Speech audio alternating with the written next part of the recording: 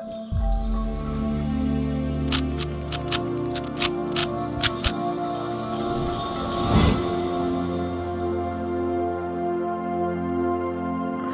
सन्यासी सारी दुनिया की यात्रा करके वापस भारत लौटता है और भारत की एक छोटी सी रियासत में मेहमान बनकर ठहरा हुआ था।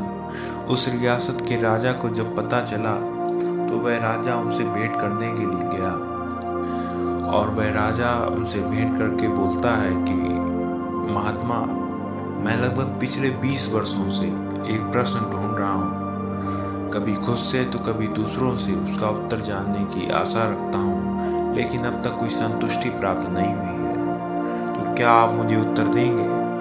तो महात्मा कहते हैं, निश्चित रूप से दूंगा राजन, पूछिए क्या पूछना है आपको। आज आप खाली हाथ नहीं लौटेंगे।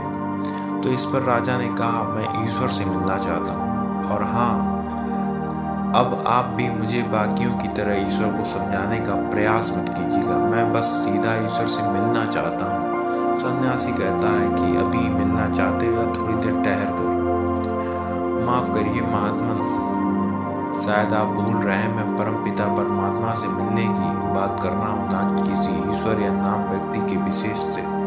राजा कहता है। तो सन्यासी मुस्कुराते हैं और बोले, महानुभाव, बोलने की तो कोई गुंजाइश ही नहीं है। मैं तो 24 घंटे ईश्वर से मिलने का काम करता हूँ। अभी मिले या थोड़ी देर ठहर कर, इसका जवाब दीजिए। तो राजन कुछ क्षण एकटक लगाए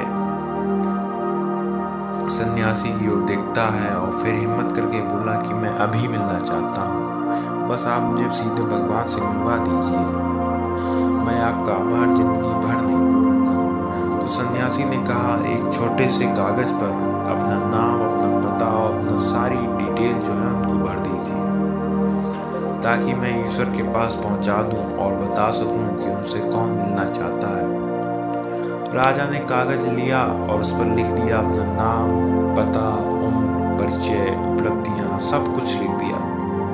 सन्यासी ने कागज पढ़ा और राजन से कहा, ये जो सारी बातें आपने कागज पर लिखी हैं मुझे झूठी मालूम पड़ रही हैं। तो राजा ने कहा, मैंने तो सब सही लिखा है। तब सन्यासी ने राजा से कहा, अगर तुम्हारा नाम बदल दिया जाए तो क्या तुम बदल जाओगे? राजा ने कहा, नहीं, नाम के बदलने से भला मैं कैसे बदल सकता हूँ, मैं तो वही रहूँगा। इस पर सन्यासी ने कहा कि ये तो बात तय हो गई कि ये नाम से तुम्हारा परिचय नहीं है।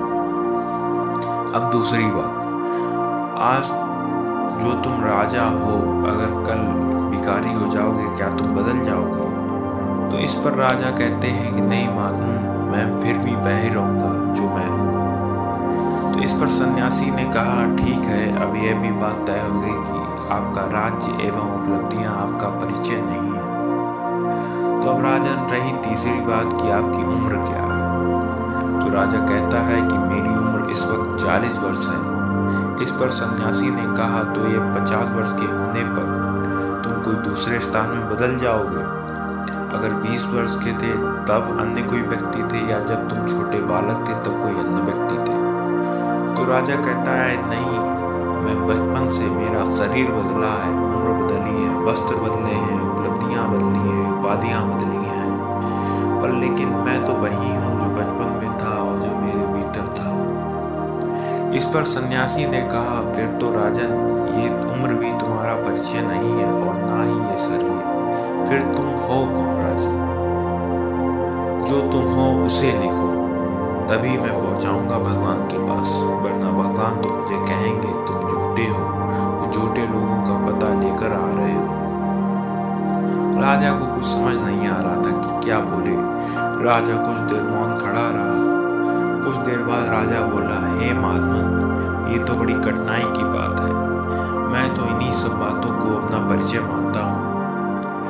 तो इस पर सन्यासी ने कहा कि हे राजन, यही तो कठिनाई की बात है, जिसका मैं परिचय न दे सकूं, बता न सकूं कि कौन मिलना चाहता है।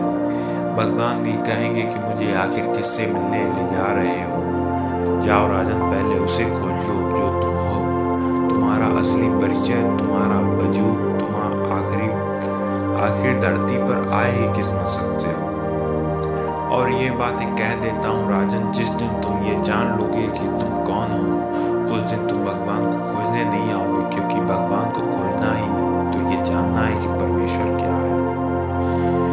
तो हमारी आत्मा ही भगवान का दूसरा रूप है, इस पर पूरी कहानी में स्पष्ट होता है। तो फ्रेंड्स, आशा करूँगा ये कहानी आपको पसंद आई होगी।